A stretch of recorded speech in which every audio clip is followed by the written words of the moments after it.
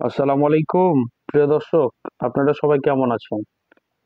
আশা করি আল্লাহ তাআলার অশেষ রহমতে ভালো আছেন। আজকের আলোচনার বিষয় হচ্ছে কমফোর্ট জোন মডেল। একটু মনোযোগ সহকারে জিনিসটা শুনবেন। আমার ভিডিওটা একটু শুনেন মনোযোগ সহকারে, ইনশাআল্লাহ লাভবান হবেন। হ্যাঁ, কমফোর্ট জোন মডেল এখানে আপনারা দেখতে পাচ্ছেন, হ্যাঁ, কতগুলো বৃত্তাকার অংশ।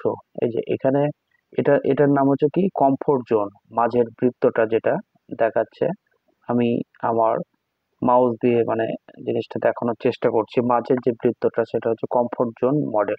হ্যাঁ, এই কমফোর্ট জোনে একটা মানুষ যখন থাকে, এই বৃত্তের মধ্যে যখন থাকে, তখন নিজেকে সেফটি মনে করে। হ্যাঁ, নিজেকে সেফ মনে করে যে আমি এই অবস্থায় আছি, মানে এই অবস্থায় আমি ভালো আছি, খুব ভালো আছি। হ্যাঁ, আমার এই অবস্থাটাই ভালো। এভাবে মানে নিজেকে আহ, মানে এই অবস্থা থেকে থাকার কারণে মানে ভালো আছে, এই হিসাবটা ভালো থাকার কারণে সে তার মানে উম, অবস্থানটা মানে ডেভেলপ করার চেষ্টা করে না, মানে ভালো আছে। আর দরকার কি ডেভেলপ করা? এখন এই কমফোর্ট জোন থেকে যদি সে বের হতে চায়, তাহলে তার প্রথম স্টেপটা হচ্ছে লার্নিং জোন। তাকে কমফোর্ট জোন থেকে যদি সে বের হতে চায়, মানে আরো যদি তার লাইফটাকে ডেভেলপ করতে চায়, তাহলে সেটাকে হচ্ছে তাকে লার্নিং জোনে যেতে হবে। মানে লার্নিং শব্দের অর্থ হচ্ছে শিক্ষা। তাকে শিখতে হবে। যে স্টেপে সে যেতে চাইবে, তার প্রথম স্টেপটা হচ্ছে তাকে শিক্ষা অর্জন করতে হবে, লার্নিং জোন। আর লার্নিং জোনের সাথে কতগুলো বিষয়ের সাথে মানে পরিচিত হতে হবে, সেটা হচ্ছে চ্যালেঞ্জ, গ্রোথ এবং রিস্ক। চ্যালেঞ্জ, গ্রোথ এবং কি রিস্ক। চ্যালেঞ্জ, গ্রোথ এবং রিস্ক।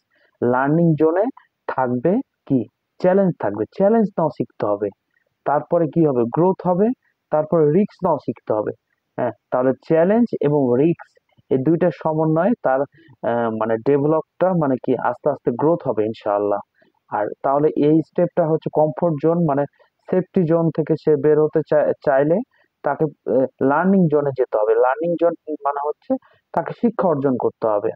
শিক্ষা অর্জন করার পর সে চ্যালেঞ্জ নেওয়া শিখবে, রিস্ক নেওয়া শিখবে, এবং তারপরে কি আস্তে আস্তে তার লাইফটা গ্রোথ হবে ইনশাআল্লাহ। এখন এই লার্নিং জোন পার পার হওয়ার পর তার লাইফে কিন্তু পেনিক জোন আসবে।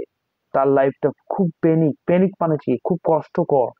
এবং পেনিক জোনে থাকে কি ফেয়ার, মানে ভয় থাকে।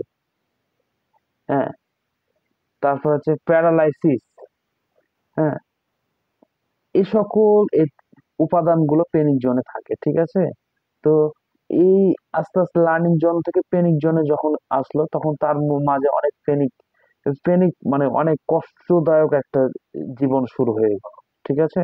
এই কষ্টদায়ক জীবনটা সে যদি, এই বৃত্তটা সে যদি পার করতে পারে, তাহলে কি তারপরে জোনটা কি সাকসেস ইনশাআল্লাহ। সাকসেস ইনশাআল্লাহ মানে সাকসেস জোন। তারপরে সে একটা তার যে একটা নির্দিষ্ট লক্ষ্য, সেই লক্ষ্যটাকে সে ব্যক্তি পূরণ করতে পারে, মানে সাকসেস হয়ে যায়। তাহলে আমরা এই মডেলটা থেকে, কমফোর্ট জোন মডেলটা থেকে বুঝতে পারছি যে কমফোর্ট জোনে প্রথম স্টেপটা হচ্ছে সেফটি। সেফটি জোন থাকবে, মানে সেফটি, এই সময় মানুষ সেফটি থাকে আর নিজেকে ডেভেলপ করার চেষ্টা করে না, খুব ভালো আছে আর ভালো থাকার দরকার নাই, এভাবে মানুষজন মনে করে। এই কারণে সে মানে তার লাইফটা ডেভেলপ করতে পারে না। কিন্তু কোনো ব্যক্তি যদি ডেভেলপ করতে চায়, তার জীবনটাকে উন্নত করতে চায়, তাহলে তাকে কমফোর্ট জোন থেকে বের হয়ে তাকে লার্নিং জোনে যেতে হবে। লার্নিং জোনের পর যে জোনটা হচ্ছে সেটার নাম হচ্ছে পেনিক জোন। পেনিক জোনে, হ্যাঁ, পেনিক জোনে সাধারণত থাকবে ফেয়ার, থাকবে ভয় থাকবে, মানে ভয় ভীতি থাকতে পারে, কিন্তু সেটাকে মনে করতে হবে না, আল্লাহর উপর ভরসা রেখে মানে কাজে এগিয়ে যেতে হবে।